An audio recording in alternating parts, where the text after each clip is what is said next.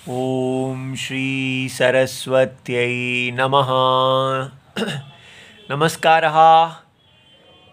कक्षा द्विसप्तति अधिकशततमी विषय कारक चल रहे हैं और हम चतुर्थी विभक्ति देख रहे हैं। और आज हम वार्तिक करेंगे हितयोगे चतुर्थी वक्तव्या। ये वार्तिक जो है ये चतुर्थी संप्रदाने 2, 3, 13 इस सूत्र में दिया गया है। इसको अष्टाध्यायी जी में देखते हैं। अध्याय 2 पाद 3 ये अनभिहिते का अधिकार है और उसमें 13 नंबर सूत्र है चतुर्थी संप्रदाने। यहाँ उसका एक वार्तिक दिया गया है, बाकी 3 और हैं वो नहीं दिए गए हैं, तो इसी में ये वार्तिक आता है। तो हम इसके 3 वार्तिक देख चुके हैं। चतुर्थी विधाने तादर्थ्यम उपसंख्यानम, और उसके बाद क्लिपि संपद्यमाने चतुर्थी वक्तव्या, तो और उसके बाद उत्पातेन ज्ञाप्यमाने चतुर्थी वक्तव्या। आज हम ये कर रहे हैं हितयोगे चतुर्थी वक्तव्या। हित शब्द के योग में भी चतुर्थी कही जानी चाहिए। तो ये अच्छी तरह समझना है कि ये सब संप्रदान नहीं है, ये उपपद विभक्ति है। और उदाहरणम है हितम अरोचनिके, तो जिसे अन्न खाने में रुचि नहीं होती उसके लिए हितकारी। तो कोई वस्तु है जो हितम हो ऐसे व्यक्ति के लिए, तो उस हम ये प्रयोग करेंगे। हितम आमया विने, निरामय ऐसा कहते हैं बिना रोग के, तो आमय माने रोग, और आमयविन जो है जिसको जो रोगी है। तो आमय रोग से पीड़ित के लिए हितकारी। फिर है नमो ब्रह्मण्य देवाय गो ब्राह्मण हिताय च जगत हिताय कृष्णाय गोविंदाय नमो नमः। तो ये श्री कृष्ण स्तुति मंगलम से लिया गया है।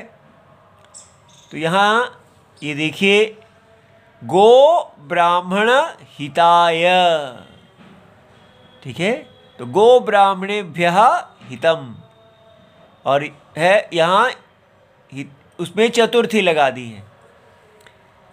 और यहाँ लिखा है जगत हिताय, ठीक है, तो जगत हित के लिए, जो कौन है? कृष्ण।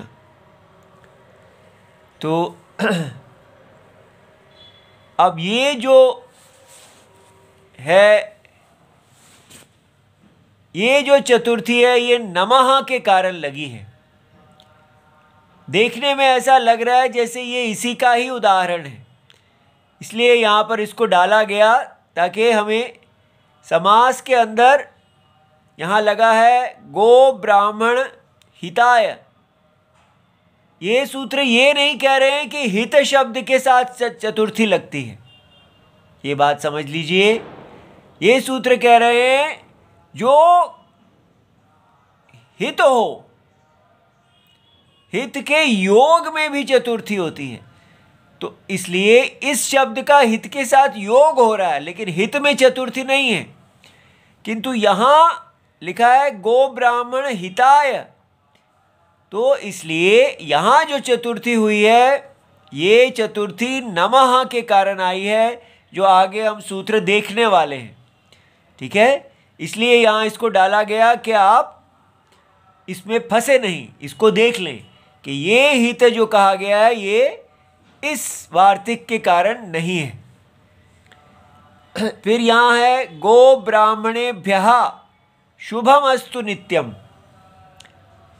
तो अब यहाँ गो ब्राह्मण के लिए शुभम, शुभम का अर्थ है हितम। तो इससे हमें समझ में आता है कि हित का जो पर्यायवाची शब्द है उसमें भी चतुर्थी लग जाती है। लेकिन कहीं पर भी पुस्तक में किसी भी आचार्य ने ऐसा नहीं कहा है कि हित के पर्यायवाची शब्दों में भी चतुर्थी, किंतु ये प्रयोग में देखा जा रहा है। स्वस्ति प्रजाभ्यः,